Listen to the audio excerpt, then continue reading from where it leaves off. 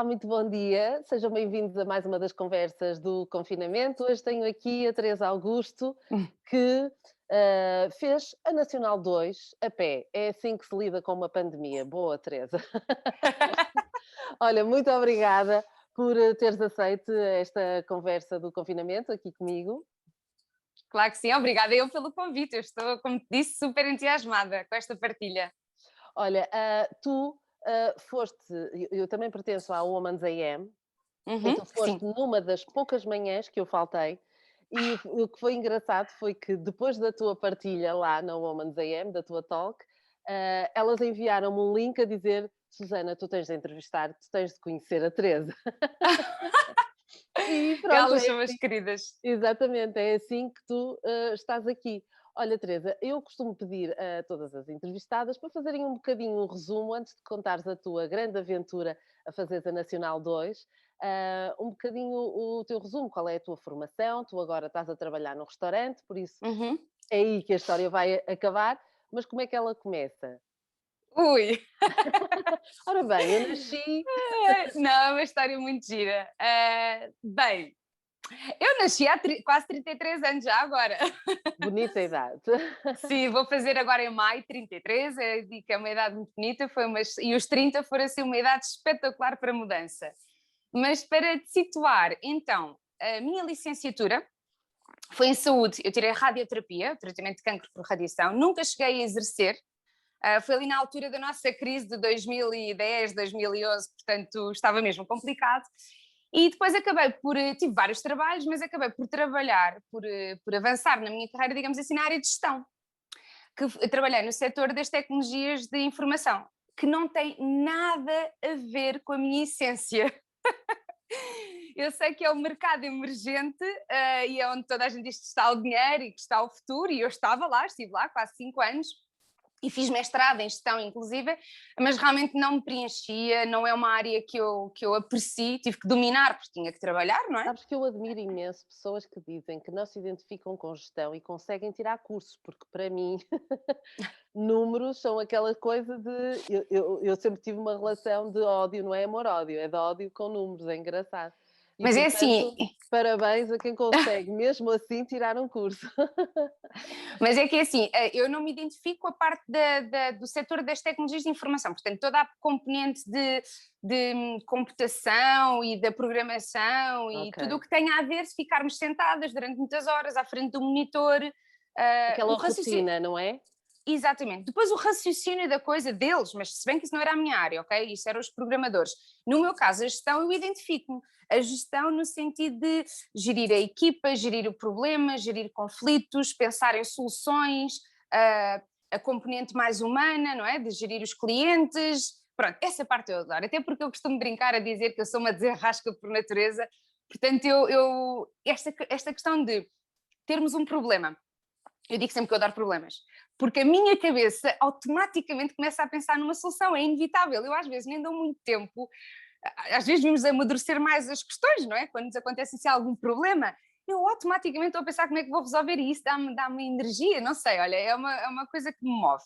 Boa. Mas pronto, estive em gestão, como estava a dizer, quase 5 anos, e depois cheguei aos 30 e percebi que realmente não era feliz naquilo que fazia, eu realmente tinha um bom cargo. Eu digo sempre o mesmo, e é verdade, eu vivi mesmo um clichê. E que não tem mal nenhum, por isso é que eles existem, mas eu Exatamente, é realmente. assim que eles surgem, alguém os viveu. E muita Exato. gente. E eu tive isso mesmo, porque eu tinha aparentemente, não era aparentemente, é mesmo verdade, uma vida bastante estável, com um bom cargo, um bom ordenado, uma casa muito gira, tinha rotinas giras com os amigos, carro, enfim, tudo aquilo que seria expectável. E a verdade é que isso não me preenchia, sabes? A verdade é que já nem as viagens, já nem as minhas escapatórias, já nem o ter poder financeiro para comprar o que me apetecia, nada disso me preenchia. E realmente esta minha busca, esta minha caminhada, que teve assim um aspecto muito gráfico através da Nacional 2, começou já aqui há algum tempo, que foi realmente a minha procura de as eternas questões também, que é quem é que eu sou, o que é que eu estou a fazer aqui, como é que eu cheguei até aqui, isto faz sentido para mim ou não, eu identifico-me com esta imagem que eu transmito, E obviamente que isso depois leva tudo, é uma bola que toma uma proporção muito grande que muda a vida. E tu ou embarcas com tudo aquilo que tens dentro de ti, ou fazes all-in nessa aposta, ou então continuas aqui a apanhar bonés, como eu costumo dizer.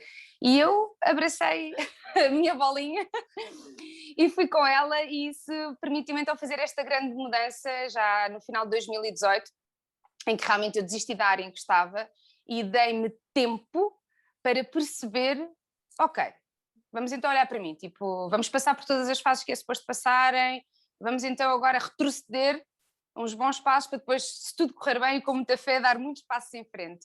E isso levou-me a tirar o curso de cozinha, levou-me a explorar esta área que eu realmente gosto muito, levou-me a criar um projeto próprio em que eu conciliava o meu gosto pela cozinha e a parte e a componente de gestão, não é? De empreendedora, de criar um projeto próprio. Tive realmente projetos muito giros que me deram muito gozo. Teresa, onde é que tiraste o curso de cozinha? Ora, a formação que eu fiz foi no Centro da Pontinha, no CFPSA. Centro de Formação Profissional para o Setor Alimentar, creio que é assim. E gostei muito e recomendo, gostei mesmo muito. Foi uma formação de 1 ano e pouco, com um estágio no final de 3 meses, mas gostei mesmo muito. Portanto, era uma coisa que tu gostavas de fazer, cozinhar. Sim, era um dos meus grandes escapes. Gostava muito, acho que nos permite sermos criativos, não é? Permite-nos não seguir as regras dos outros, permite mesmo aqui, é uma espécie de terapia, não é? E porque eu cozinhava muito para as minhas amigas, os nossos convívios passavam muito primos para casa, mas das outras eu era sempre a cozinheira de serviço e adorava inventar, e é aquele terreno, ok, não obviamente no restaurante a trabalhar, aí eu sinto aquela pressão do não posso errar, porque existe aqui esta questão, mas tenta perceber, do meu lado, em casa, para as minhas amigas ou para mim, é aquele território seguro que tu podes errar, tu podes fazer o que te apetecer, sabes? Não há aquela pressão. A todos os convidados são cobaias. Não há cobranças, é assim uma liberdade. E eu, se há coisa que eu gosto é ações que me permitam ser livre em todos os campos. E então tu estavas a dizer que foste tirar o curso, tiveste projetos, empreendeste, foste empreendedora, até que chegaste ao início de uma pandemia, ou ainda houve outra coisa? Até que cheguei ao início da pandemia, porque agora vem a parte super curiosa que realmente a vida dá-nos. A vida é muito gira, como eu costumo dizer, nós só temos é que saber levar as coisas da melhor forma, porque imagina, eu tinha feito todo um plano em 2019, que eu ia terminar. Adora que a gente faça planos. Adora! Eu hoje em dia já encaro as coisas de forma tão diferente, mas é giro, até esse processo é muito giro. Mas eu em 2019 pensei assim, bem, eu vou terminar o estágio em fevereiro de 2020 e pensei, pá, não quero estar aqui, acho que se fiz esta mudança toda é para continuar nesta mudança, ou seja, o que eu tentei muito foi não me prender novamente aos estereótipos da sociedade, do género, ok, acabas o curso, agora vais ter que ir trabalhar para um restaurante, vais ter que fazer assim, assado, como toda a gente faz, e o que eu pensei foi, vou outra vez entrar neste rebanho, tipo, eu não me identifico, e então voltei outra vez a encher-me de coragem e pensar, pá, faz diferente. E o meu objetivo era, terminava o meu curso, vendia o meu carro, e isto aconteceu, ok? O meu estágio terminou no final de fevereiro, eu no final de fevereiro vendia o meu carro, e no dia 1 de março entreguei as chaves da minha casa de Passo de Arcos a um casal de amigos que ia ficar com a minha casa durante um ano. Ano esse, 2020, que eu achei, não é, no alto dos meus planos, que iria passar o ano todo a viajar, ia começar pelo México, porque eu tenho assim uma fixação pela América do Sul, por causa das comidas, dos ritmos, enfim, eu identifico-me bastante, e portanto eu ia ter assim um ano sabático a explorar culinárias. Parece que me estou a ouvir a falar do meu ano de 2020, juro-te. Eu aluguei um quarto dentro de casa porque ia passar o ano todo a viajar. A sério? E fui apanhada estava no Chile, portanto eu tive que voltar quando a pandemia estalou, porque eu estava no Chile, portanto estás a imaginar, América do Sul, casa, tudo. Olha, íamos nos encontrar, certamente. Era o destino. Então, olha, isto aconteceu, chegámos então a março, e eu, se não estou a errar, eu tenho estas datas presentes porque eu até tinha uma viagem marcada para a Madeira, exatamente na altura em que foi decretada a pandemia, eu ia lá passar um fim de semana, portanto, eu entreguei a chave dia 1 de março, fui para a casa da minha mãe uns tempos naquela do mãe, estou só aqui uns dias e depois vou à minha vida, porque eu já vivia sozinha, não é? E nisto, pandemia, e eu, o que é que está a passar, sabes?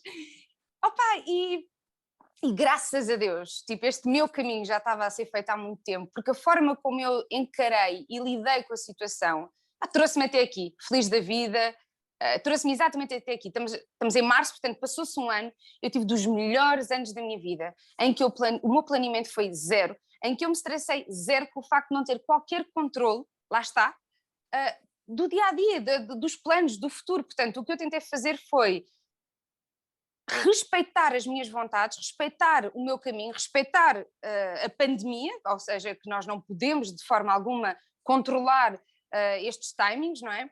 E dentro disso aproveitei o melhor que eu consegui o tempo que tínhamos para nós. Porque eu podia-me ter rendido, eu hoje em dia tenho esta consciência, não é? Porque também lá está, ando a falar com tantas pessoas que me fazem ver este lado, que é, eu podia ter pensado, epá, bolas, olha, a vida estragou-me os planos, vou ficar aqui amargurada durante um ano a engonhar, porque estamos em pandemia e não posso fazer nada. Oh, Sani, foi o oposto. Claro que eu em março não fazia ideia que em nós agosto... nunca, exatamente, porque nós nunca sabíamos o que é que ia acontecer amanhã, quer dizer, Sim, ou seja, lá está, ou era, baixamos os braços e vamos continuar aqui à espera que isto passe, amanhã não dá, para a semana não dá, ainda me lembro, porque eu sou tour leader, não é? Eu todos os meses tinha mais do que uma viagem pois. cancelada, então existia sempre em mim a esperança de que para o mês que vem vai dar, para o mês que vem vai dar. Até que eu comecei a ter esse pensamento, não, olha, vou desconfinar, e comecei a desconfinar ali em meados de maio e depois nunca mais parei quieta. Exatamente. Pá, porque há alturas que realmente o melhor mesmo é confiar, pá, e deixar as coisas acontecerem, sabes? Aquela expressão do go with the flow, eu acho que fez todo o sentido para o ano que nós... Eu acho que faz sempre sentido, Sim. mas o ano que nós acabámos de viver foi mesmo a expressão que era mesmo para nós lidarmos com isso. E obviamente, eu sei que há pessoas que tiveram histórias muito dramáticas, muito tristes, E que estão mas, a ó ter Susana, ainda, é verdade. que estão a ter, mas a consciência que eu tenho disso, porque eu também tive que fazer esse meu processo, porque eu, obviamente, acesso às redes sociais, vejo as notícias e eu pensava, caramba, a gente realmente está a sofrer muito e eu estou a ter um ano tão bom.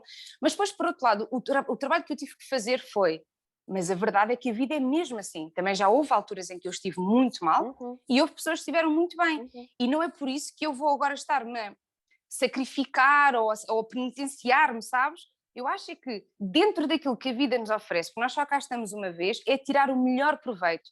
Obviamente que eu irei ter mais fases da minha vida com momentos mais frágeis, momentos em que vou também ter situações más, em que são provações, mas realmente o ano da pandemia, a pandemia deu-me as ferramentas e eu soube como utilizá-las a meu favor. É isso que eu sinto. E, portanto, para mim, o ano do Covid foi um ano espetacular, excepcional, com muitas viagens, porque não foi só a Nacional 2. Foi o ano em que eu não saí de Portugal, que já não me acontecia há uma vida, e foi o ano que eu acho que, não eu acho, eu sinto que viajei mais, sabes? Tipo, aquela sensação da mochila às costas, de desbravar Portugal, que eu realmente conhecia nada, sabes?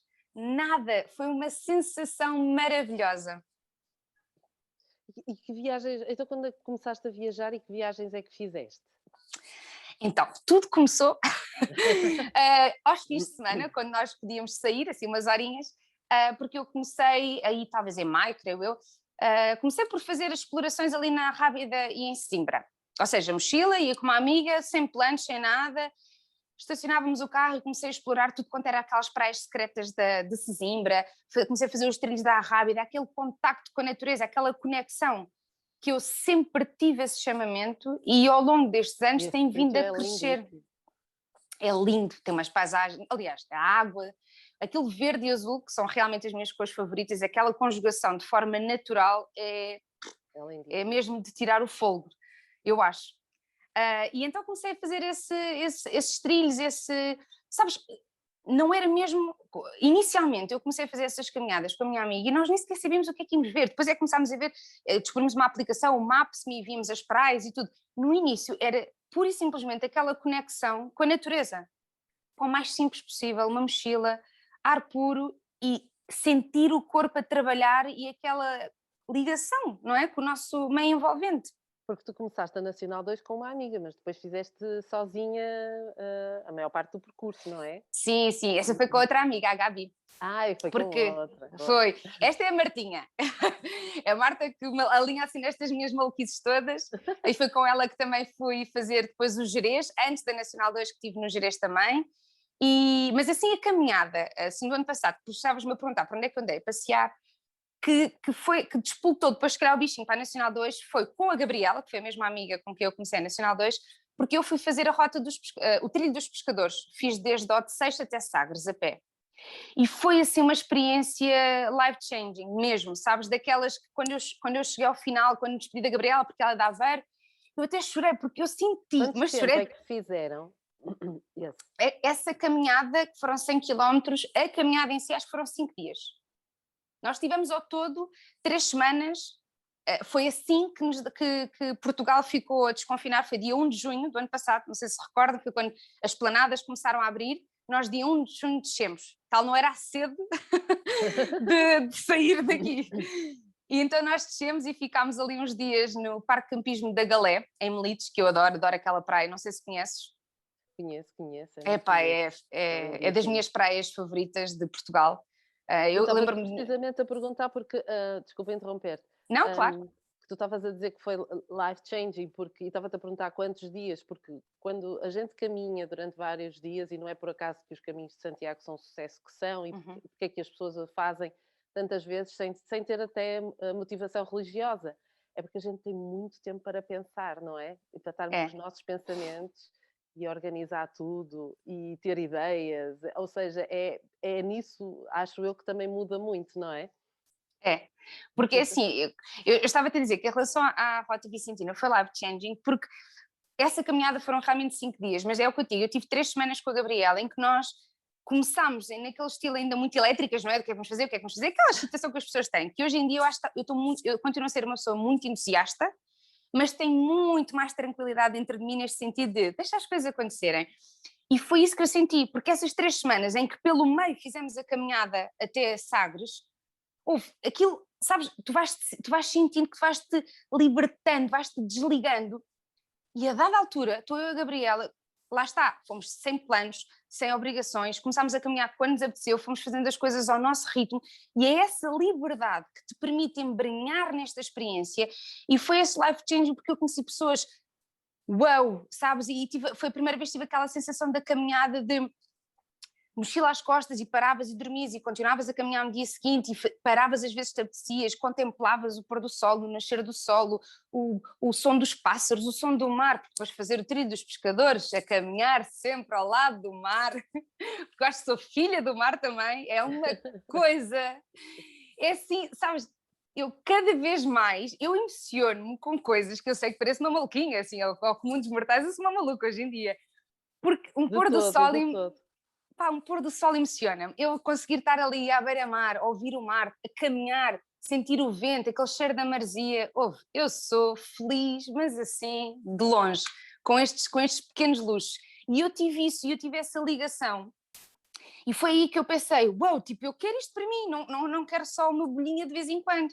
Eu quero que isto faça parte da minha vida, é a minha essência, tipo, é isto que me preenche, é isto que me faz ter energia, não é? Motivação para a vida, para os desafios.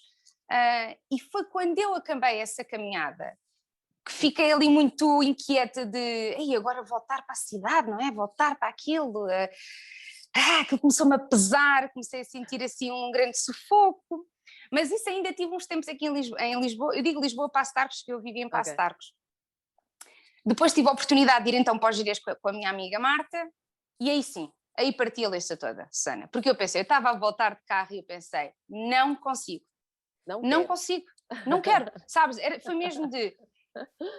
E foi aquele abrir de consciência que foi do género, eu não só não quero, como eu posso não querer, que era, eu não estou com nenhum trabalho fixo, eu não devo nada a ninguém, eu não tenho filhos em meu cargo, que é uma questão que toda a gente gosta de colocar. Portanto, o que eu pensei foi, o que é que te está a aprender?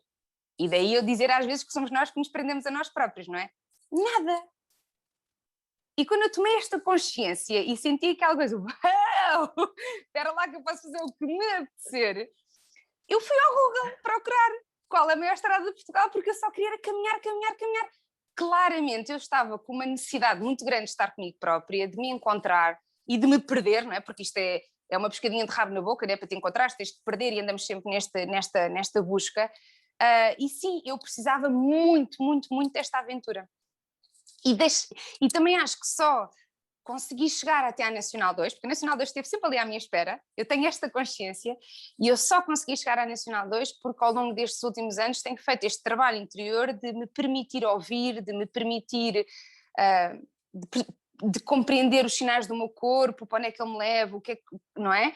E foi isso que me fez, de uma forma quase inconsciente, seguir a minha intuição e chegar até à Nacional 2 e ter a melhor, maior, fenomenal experiência da vida. E portanto começaste em Chaves? E Quilómetro zero. Quilómetro zero, como manda a tradição, claro. E por acaso eu já fiz a Nacional 2, nunca a pé, obviamente esta parte é para mim, porque tu levaste quê? Um mês para fazer a viagem? 35 dias. Pronto, mais de um mês. Sem querer, calmamente foi sem querer. E desfrutando, não é? Eu fiz de carro há muitos anos, ainda nem o Viajes Comigo estava sequer pensado, e foi também um dia, estava com o meu companheiro e pensamos assim, estávamos a sair do Algarve, para onde é que vamos? Para cima, para o Porto, também não tínhamos pressa. Vamos por aqui, olha, temos a Nacional 2, e então fomos, e depois, quando demos contas assim, não, agora vamos parando. E lembro de pararmos ali, pararmos no Alentejo, lembro perfeitamente que até ficamos uns dias depois na Serra da Estrela, e depois, quando chegamos a Chaves, dissemos, pronto, está feito, agora podemos ir para o Porto. Então tu começaste em Chaves, foi mesmo mochila às costas. O que é que levavas na mochila? Tenho muita curiosidade para isto. Porque a mochila é sempre o maior desafio, não é? O peso da mochila durante uma caminhada. Sim, sim. É o que eu costumo dizer. Em que dia que começaste ainda por cima? Porque estava calor.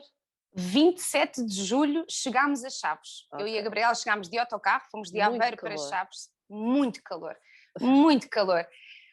Olha, muito calor. Assim, em tom de brincadeira, eu digo-te que isto foi tudo o que não se deve fazer. Exatamente. Porque eu fui sem planeamento, no pico do verão, sem qualquer planeamento, no pico do verão, sem qualquer preparação, sem qualquer estudo, sem qualquer método. Eu fui mesmo por fazer uma aprendizagem por tentativa e erro. Susana, eu fui porque eu queria, sabes? Eu fui porque eu queria, porque era um chamamento, porque eu precisava. E mais uma vez eu confiei e correu tudo muito bem. Agora sim eu tenho consciência, e porque lá está, este feedback com as pessoas é muito interessante. Eu ainda hoje recebo mensagens de pessoas a perguntarem-me, a fazerem-me questões da Nacional, etapas, o que levar na mochila, o dinheiro, onde dormir. E eu no início eu brincava a dizer... Já tens aí material para um blog, para um livro. Portanto, sim. Para um blog é certo. Para um livro... O livro está a ser escrito. Agora... Não, o livro está mesmo a ser escrito, Susana. Tive agora um gap de 2 meses, porque andei a tratar aqui da mudança da casa, mas o livro está a ser escrito e isso é por mim, pronto. Quero mesmo muito, depois o trabalho será trabalhar com as editoras. Porque, agora também fazendo aqui esta parte, acho que também partilhei outro dia, é porque o livro, inicialmente, começou por ser uma vontade das outras pessoas. Depois, ao longo da caminhada, eu dizia que disparate, eu não sou escritora, eu nem sequer vim fazer isto aqui para freguês ver, eu vim fazer isto por mim, agora faz algum sentido escrever um livro. Quando chegou ao final, Susana, porque isto foi mesmo um turbilhão de emoções e eu tenho falado com muitas pessoas e eu nunca ainda consegui partilhar todas as histórias e tudo o que eu senti e as diferentes etapas, porque eu comecei a caminhada de uma forma, depois passado 100 km já me sentia outra, depois passado 200 eu já estava outra, depois nos 700 eu estava outra completamente diferente. E eu quero partilhar isso tudo no meu livro. Porque realmente, quando eu cheguei ao final, eu pensei, eu devo isto a mim mesma, eu quero escrever este livro. E começou, as pessoas pensam que eu vou escrever um livro ou sobre a gastronomia que eu provei, porque fiz muitas provas gastronómicas, ou porque vou escrever sobre as belezas de Portugal. E, na verdade, ou para escrever as histórias das pessoas que se encontraram comigo. E a conclusão a que eu cheguei, à medida que estou a escrever o livro, é que realmente este vai ser um livro em que vai englobar isso tudo, mas sem dúvida é um livro de desenvolvimento pessoal, porque a minha caminhada foi uma caminhada de desenvolvimento pessoal. Portanto, é esta a partilha que eu quero fazer. Eu vou partilhar muito sobre as paisagens, as comidas, as pessoas, mas sem dúvida alguma sobre a minha caminhada interior. Pronto. E esse livro está a ser escrito e por isso é que eu digo que eu devo a mim, acho que me faz todo o sentido.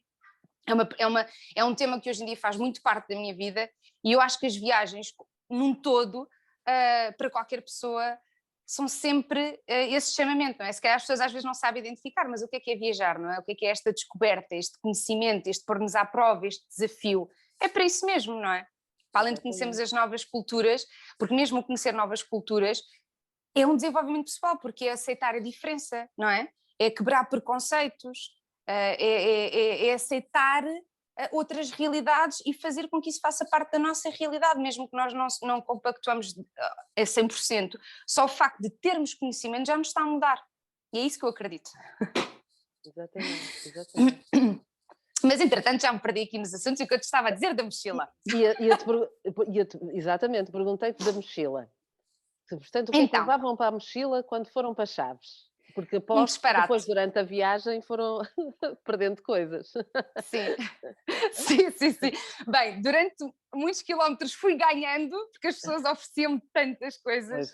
Olha, garrafas de vinho, queijo, chouriças, olha, tive ímãs, até emblemas, sabes, das vilas, das juntas de freguesia, cadernos, tudo.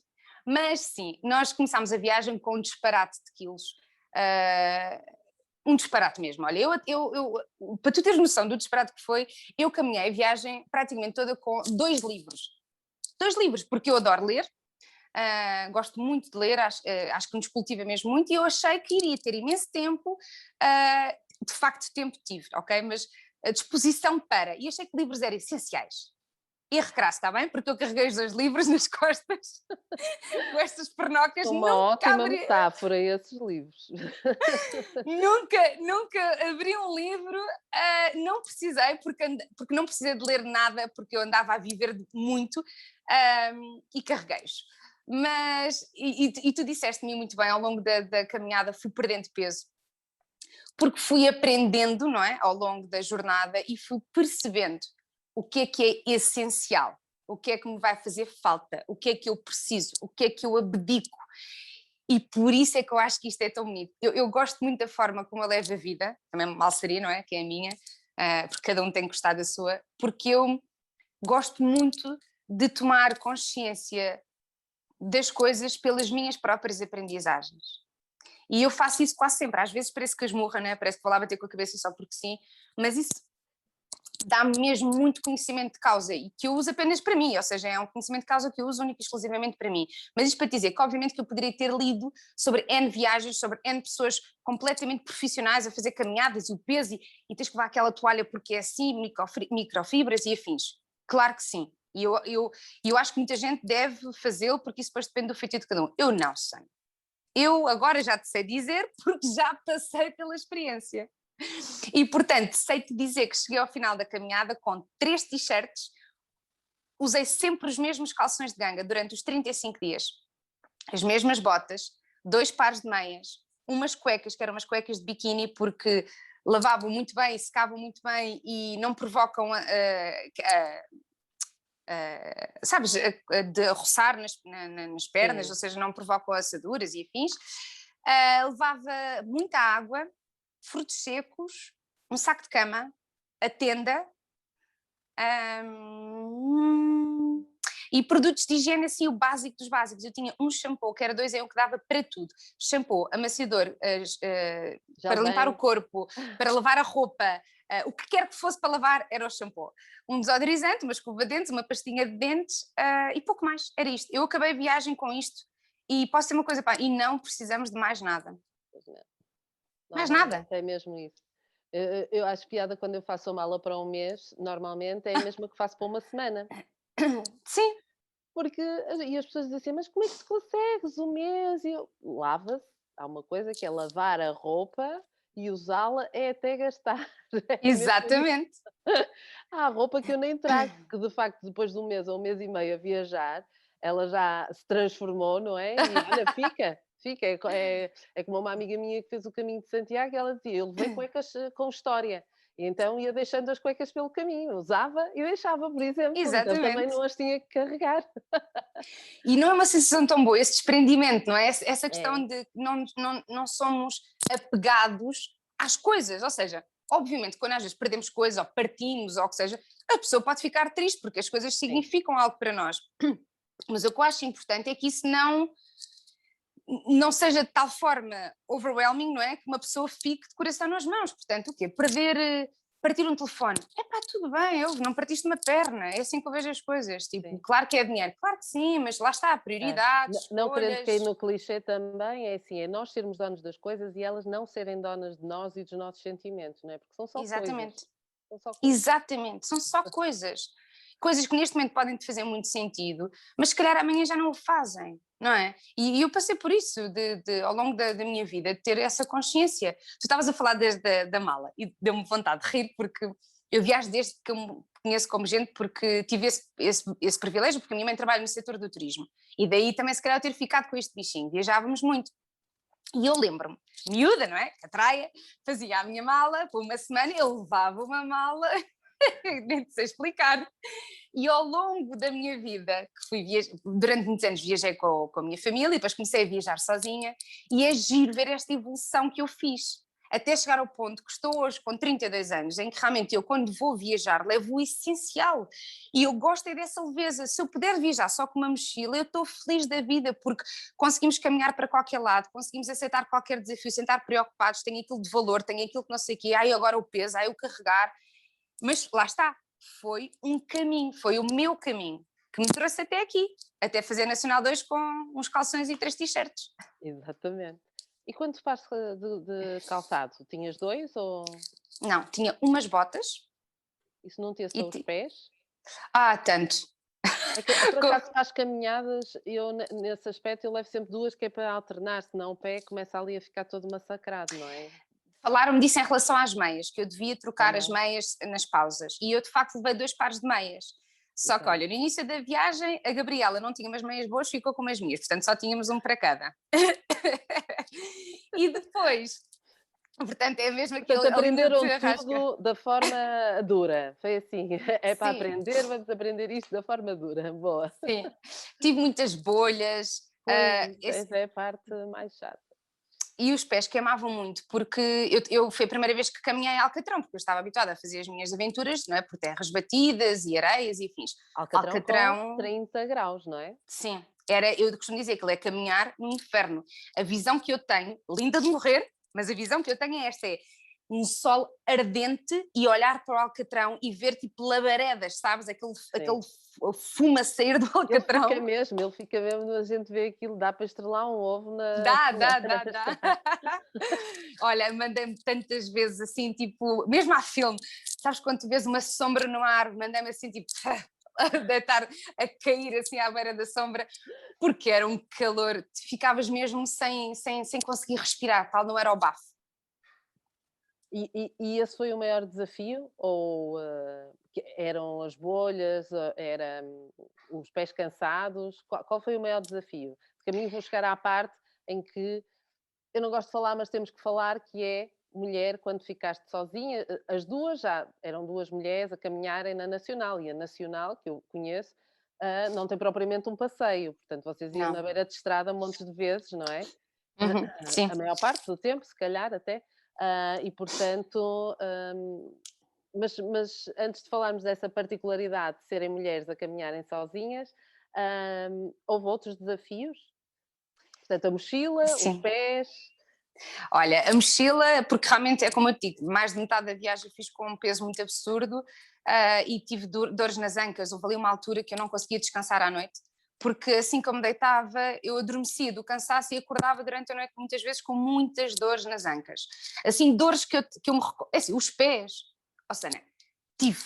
E houve uma vez que os pés me impediram de caminhar, foi uma das vezes, porque eu, ao longo dos 35 dias, eu perco-me sempre nas contas, foram 3 ou 4 dias que eu não caminhei.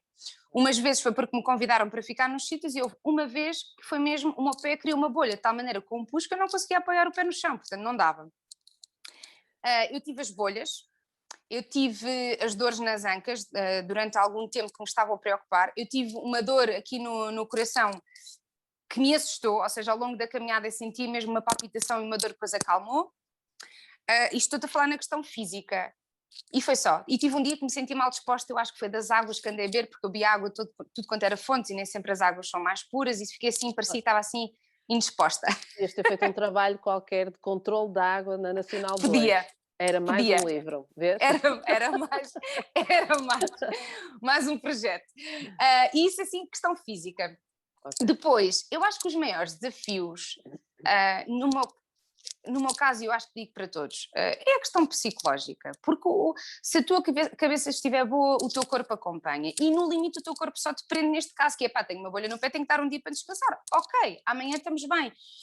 Porque, ainda por cima, a questão física, eu já sou desportista, eu gosto de aventura, eu tenho resistência, é verdade que nunca tinha feito 700 e tal quilómetros, mas eu em momento algum, e isto é curioso, pensei que não fosse fazê-los, sei lá, sabes, aquela questão do, claro que vou fazer, pá, devagarinho, eu É chego lá. fazível. Exato, é fazível, sabes, foi isso que eu pensei. Portanto, eu acho que o maior desafio foi a questão psicológica, que era o que eu te estava a dizer, que passei, eu acho que a cada 100 quilómetros o meu psicológico esteve diferente, porque eu caminhei com a Gabriela até Viseu, que é o quilómetro 173, e essa primeira jornada da caminhada foi completamente diferente, é como se tivesse férias com uma amiga, portanto é aquela boa disposição, aquela cumplicidade, tens ali tu com pincha, tipo uma puxa pela outra, é de fazer férias com uma amiga, é o que eu sinto. Teve os desafios, mas não sentes muito medo, porque parecendo que não são duas, não é? Se uma está mais distraída, a outra está atenta e a coisa vai-se fazendo. E eu tenho muito esse espírito, não é? Que acho sempre, estamos juntas, a coisa vai se resolver. 2 dias antes, e isto passando para a questão que tu me estavas a perguntar, eu creio que 2 dias antes de saber, não é, que a Gabriela, nós estávamos ali a ponderar, chegámos ali, fomos sem planos para quando é que ela ia terminar, mas quando percebemos pelo cálculo dos quilómetros que era dali a 2 dias que ela ia ficar em Viseu, eu comecei a sentir-me ansiosa, com muitas dúvidas. Lembro-me perfeitamente de conversar sobre isto com a Gabriela, de dizer que tinha medo, eu assumi, eu disse, pá, eu tenho medo, porque eu tenho este espírito aventureiro, toda a gente me põe um rótulo de és aventureira, és isto, és aquilo outro, e eu penso, calma amigos, tendo em conta aquilo que eu conheço do mundo, existem pessoas que estão lá no top dos tops dos aventureiros. Eu sou só uma miúda que, em relação à maioria, tem um percurso diferente, mas dentro da nossa diferença, não é, Susana? Tu sabes, não é? Existem pessoas que são... Não é assim, e todos os aventureiros podem ter medo, não, Sim, faz e parte, o medo faz mas parte. o medo não os paralisa, a questão é por isso é que são chamados de aventureiros e é o que se calhar faz com que as outras pessoas olhem para eles e uau, que aventureira que tu és, porque assim, o medo não me paralisa, eu tenho medo, mas É, vou com exato. medo. E foi isso que eu fiz. Eu lembro-me de estar a conversar com a Gabriela e de, tipo, eu a qualquer momento eu podia ter desistido, lá está, isto não era nenhuma promessa, eu não devia nada a ninguém, mas era um chamamento que eu tinha. E naquele momento o que eu tive que conversar comigo própria, que é uma expressão que eu uso, porque eu efetivamente converso muito comigo própria, para me Eu conseguir também, ouvir, acho tão importante, sabes? Aquela questão de muito. questiona-te. Uhum. E questiona-te e deixa às vezes as respostas não me surgem logo, mas vão-me surgir nos dias seguintes, porque é este estado de alerta e de consciência que nós falamos, lá está, nas talks da Women's AM, que eu adoro essa questão. E então eu falei com a Gabriela e falei comigo própria, que é, tens mesmo medo, ou seja, isto é assim tão absurdo de fazer, é assim tão perigoso fazer, ou és tu que estás com medo porque isto simplesmente é uma coisa desconhecida. Porque era desconhecido para mim, não é? Eu não conhecia a Nacional 2, eu não tinha caminhado sozinha, eu nunca tinha estado numa situação em que não tinha zero planos, em que eu não fazia ideia onde é que eu ia dormir amanhã, nem sequer que tipo de vila é que eu ia chegar ou que pessoas é que eu ia conhecer, e portanto isso tudo era um misto de excitação com pânico, de género, o que é que estás a fazer, Mira? Estás completamente perdida. Mas lá está, conversei comigo própria e percebi isso mesmo, Susana, que é, não, eu não acho que isto seja de todo uma inconsciência da minha parte, acho que já tenho ferramentas, inclusive, para fazer, e acho que está na altura de dar mais este passo no meu caminho, que é, bora lá, sempre com a consciência de que se em algum momento não te sentires confortável, ou este jogo mudar e deixar de fazer sentido, se faz favor, ser humilde o suficiente para voltar atrás e voltas à tua vidinha. Pronto, foi isto que eu Exatamente. pensei. É o que eu digo sempre, é assim, o pior que pode acontecer é o quê? Ah, pronto, ok. desistir, entre aspas, e pronto, vou para casa, estou cansada, não quero fazer mais isto, faço o resto noutra altura, o que fosse. Exatamente. É que nem sequer é o desistir, é às vezes as coisas simplesmente nós. Agora, uma à parte, podemos estar com um projeto. Aquele projeto faz-te imenso sentido neste momento. Chega uma altura que ele deixa de fazer sentido. Uhum, Se te deixa de fazer sentido, isto não é desistência, é mudar o teu caminho. Só que exatamente. lá está, aos olhos dos outros pode parecer mal visto, e os outros, e os outros, e os outros. E como eu cada vez mais gosto de viver a vida a pensar em mim, em mim, em mim, o que os outros possam pensar. É assim que ela deve ser vivida, não é? Exato, Logo que a gente não prejudique ninguém, é assim que ela deve ser vivida. Olha, tu já exatamente. referiste aí montes de vezes.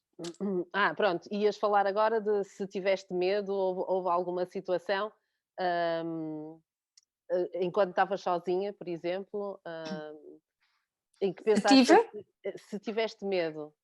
tive medo e todos os dias tinha quase um mantra meu.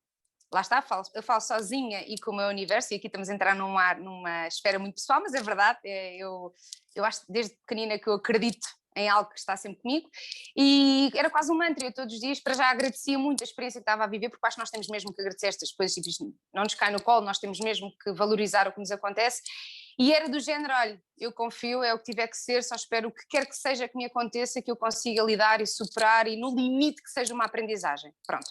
E este mantra matinal que era para me dar aquele estofo, porque é como eu te digo, Sana, imagina, eu começava hoje a caminhada, fazia esse mantra, chegava ao final do dia e tu tens aquela consciência, que disparate, para que é que eu tive medo? As coisas correram tão bem, porque é que sequer fui ter medo?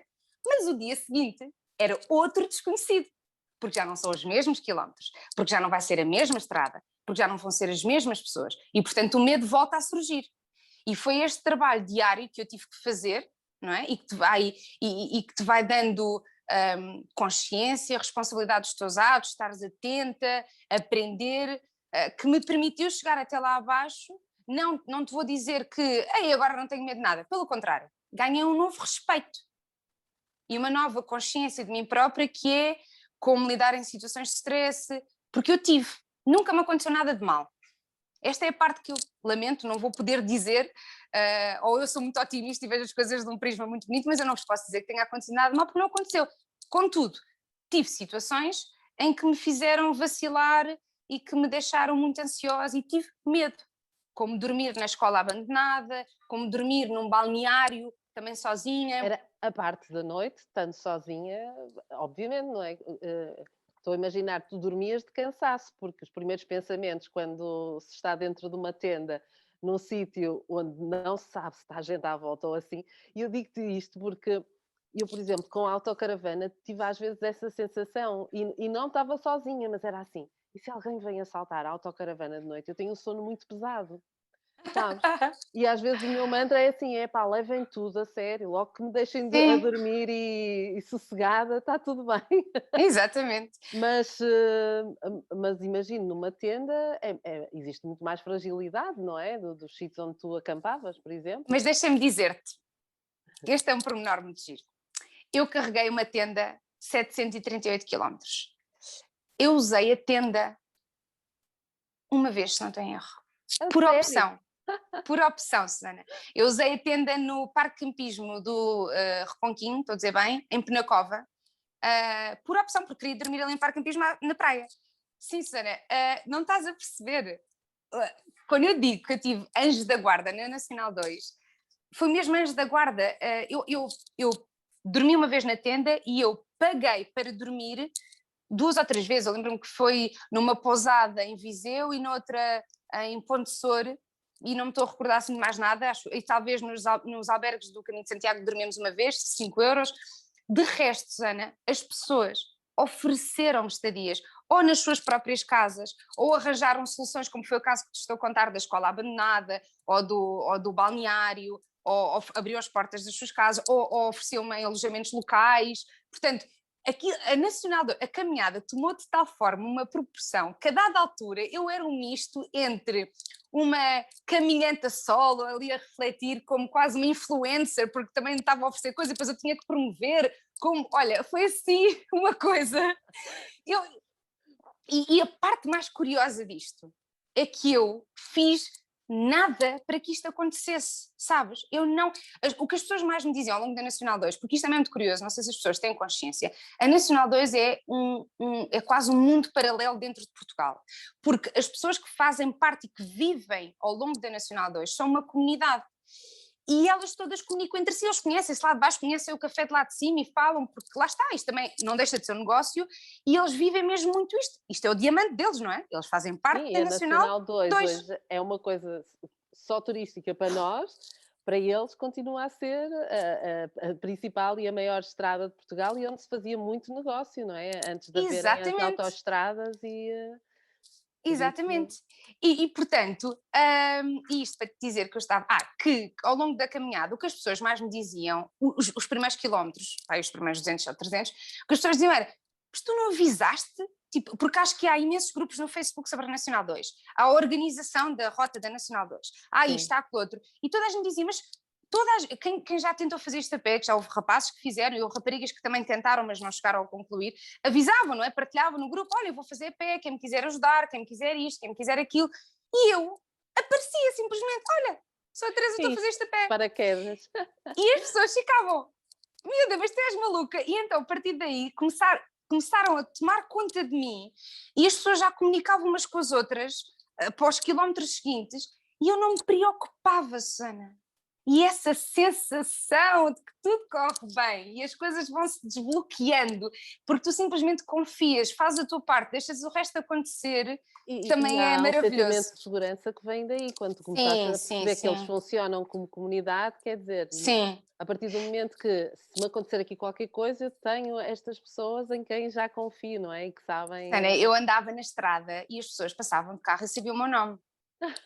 Quando isto começou a acontecer, eu brinquei ao longo da Nacional, eu dizia duas coisas. Primeiro é que eu era a mascote da Nacional 2, porque eu fiz a Nacional 2, apanhei o final de julho e o agosto inteiro, eu terminei mesmo no final de agosto. Portanto, quem fez a Nacional 2 ano passado, neste período, que para as pessoas que vão de carro, imagina, faz isto numa semana, eu apanhei todas as pessoas que fizeram a Nacional 2 nesse verão. Portanto, eu dizia que era a mascote, porque tu podias começar a Nacional 2 na última semana de agosto e eu ainda lá estava, e estive lá desde o início.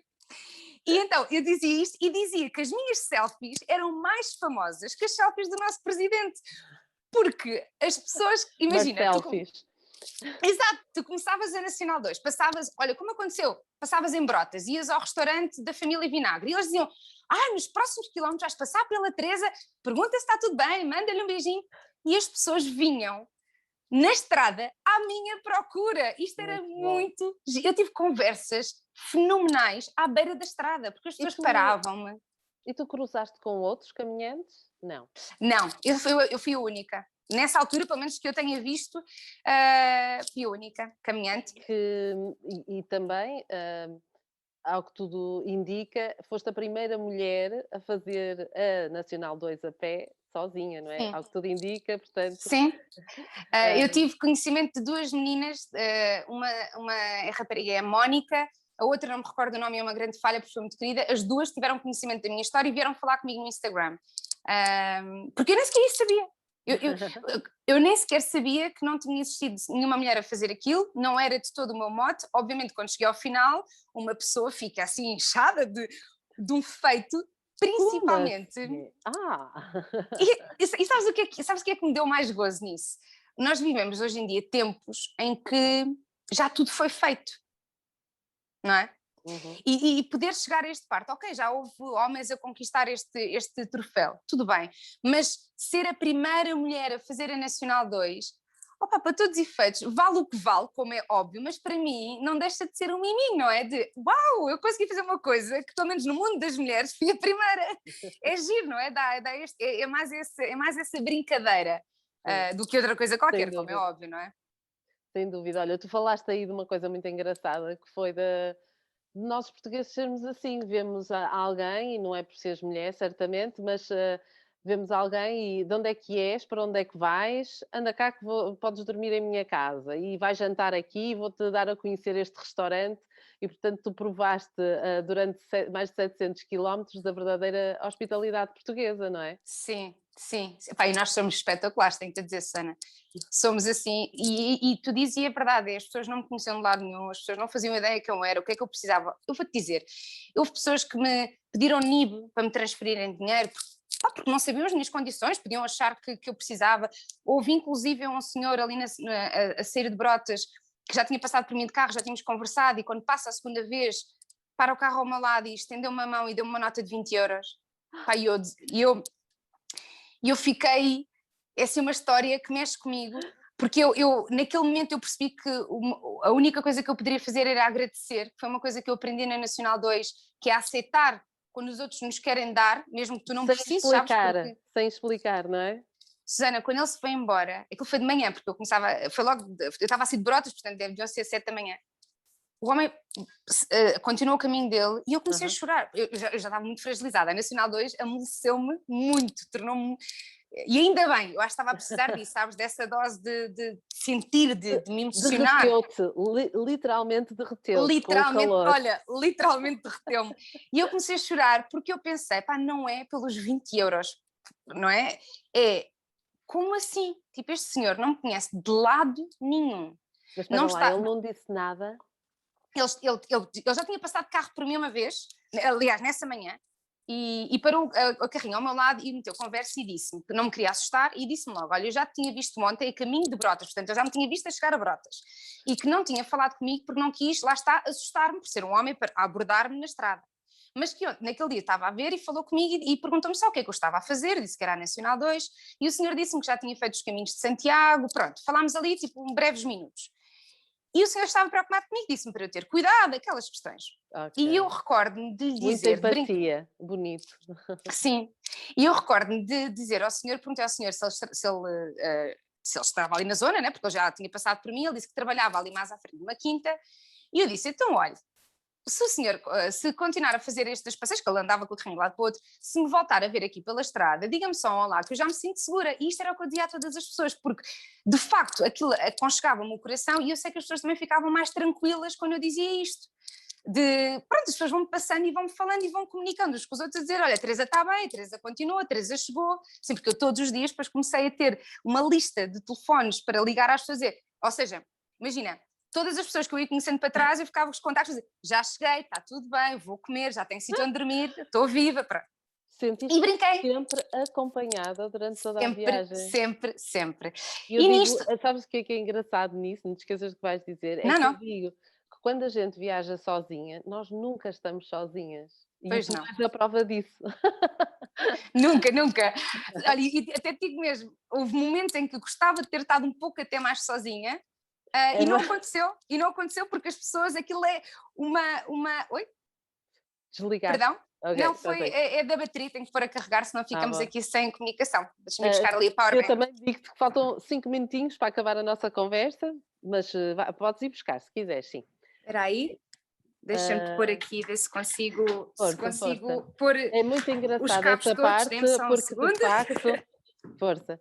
É muito engraçada essa parte, realmente, porque... Acontece muito quando nós estamos a viajar sozinhas, vamos nos abrindo também muito mais do que se estivermos com um grupo ou assim, vivemos muito para com quem estamos e vivemos muito para o nosso grupo e se calhar não nos abrimos tanto. E quando estamos sozinhas, abrimos muito mais e acabamos por estar sempre acompanhadas, porque as pessoas percebem e também, lá está, se calhar aqui, entendendo todos os perigos que poderiam estar inerentes e que a uma mulher a fazer esta caminhada sozinha, as pessoas empaticamente ajudavam-te e queriam saber se tu estavas bem.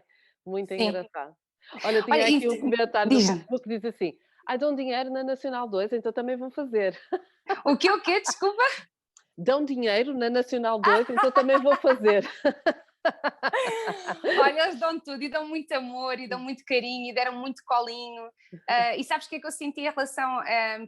porque eu até acho giro ter começado com uma amiga e depois perceber a diferença. Porque é mesmo isso, sabes que eu senti que assim que deixei a Gabriela, eu própria também me dei mais e mostrei-me mais vulnerável, que também é uma aprendizagem que eu ando a ter, que é assim, de outro mundo, ser vulnerável, não é? Mostrar-me vulnerável. E realmente eu acho que foi isso também que criou se calhar mais essa empatia com as pessoas, porque não era que eu mostrasse do género uma coitadinha que preciso, não, eu estava tranquila, até porque graças a Deus eu fui fazer isto com todas as condições que eu precisava, tinha o meu cartão na mochila, portanto eu não fui de todo a pensar que ia ter estas ajudas, mas a minha postura, a minha abertura, a minha disponibilidade para as pessoas o tempo que eu dediquei a todas as pessoas que eu conheci, fez com que realmente a caminhada fosse ainda mais espetacular por estas relações interpessoais que eu consegui criar. Porque eu tenho pessoas que eu guardo de todos os sítios onde eu estive.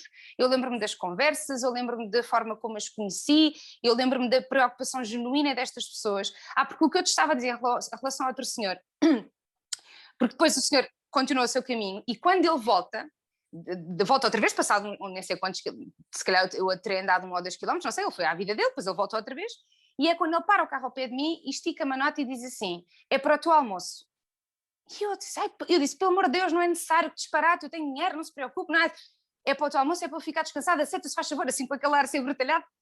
E eu fiquei naquela e eu pensei, é para aceitar, sabes? Porque Sim. também seria uma ofensa também a rejeitar.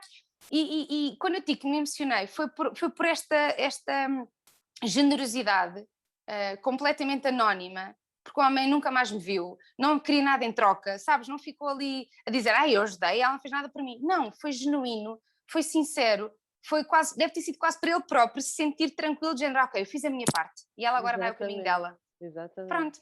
E eu tive isso de várias formas, com estes 20 euros, mas com o de me arranjar, por exemplo, um colchão. Olha, quando eu dormi em Bem Posta, num balneário, onde eles tinham o recinto das festas da vila, e o presidente da junta conseguiu arranjar um balneário para eu dormir. Claro que aquilo assusta, né? Porque Bem Posta é na zona de passagem da Nacional 2, aquilo é numa zona secundária, e não deixava de estar a dormir num balneário sozinha, no meio do nada, não é? E a Dona Paula, do Café do Tierlind, que é uma senhora incrível, muito querida mesmo. Epá, olha, a sério, só o que acabaste de dizer é tão genial. A Dona Paula, que é do Café do Tio Arlindo. Que É vocês tão têm todos que lá português ir. isto, é lindo. A Dona Paula estava super preocupada comigo em relação à minha dormida, porque eu fui lá jantar, e arranjou-me um sofá, um tripartido. Então eu andei a caminhar o tripartido pela Bem Posta para ir dormir ao balneário, e depois no dia seguinte levei. Mas estás a ver estes mimos? Só para eu não dormir no chão, porque eu só tinha um saco de cama. E a questão que se põe é, o que é que ela tinha que se preocupar comigo, não é? O que é que ela me devia? Nada, percebes, Susana? É muito Esta bonito. coisa... Epá, e eu tenho histórias e histórias e histórias, todos os dias isto me aconteceu, sei lá. Claro que também houve situações que eu se calhar também as promovi, porque isto depois também tem muito a ver da forma como tu também te entregas às pessoas, né? Também, depois como é que as pessoas também te Sim. querem retribuir. Mas nós temos mesmo pessoas fenomenais aqui em Portugal, e eu aconselho a todas as pessoas, claro que quem quer que seja que vá fazer nacionais, seja a pé, de bicicleta, de carro, o que seja, as histórias vão ser diferentes, isso é que é a beleza, não é? É de ninguém reproduzir a história de ninguém. Não, exatamente. É viverem da sua forma as coisas. O que eu realmente digo é que podem ir à vontade, não estou a dizer que as coisas mais não possam acontecer, porque isso ninguém está imune. O que eu quero dizer é que, olha, experimentem, ponham-se a jeito, que é como eu gosto de dizer, ponham-se a jeito. Exatamente, Ponham-se a jeito, às exatamente. vezes só precisamos de nos pôr a jeito.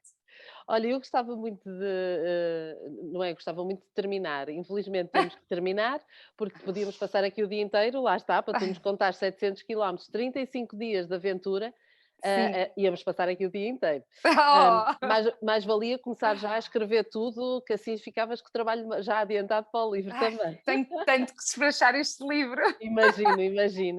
Olha, mas gostaria de terminar a nossa conversa Hum. com essa novidade também da tua vida, que é estás agora como a trabalhar num restaurante, precisamente na Sim, cozinha de um restaurante.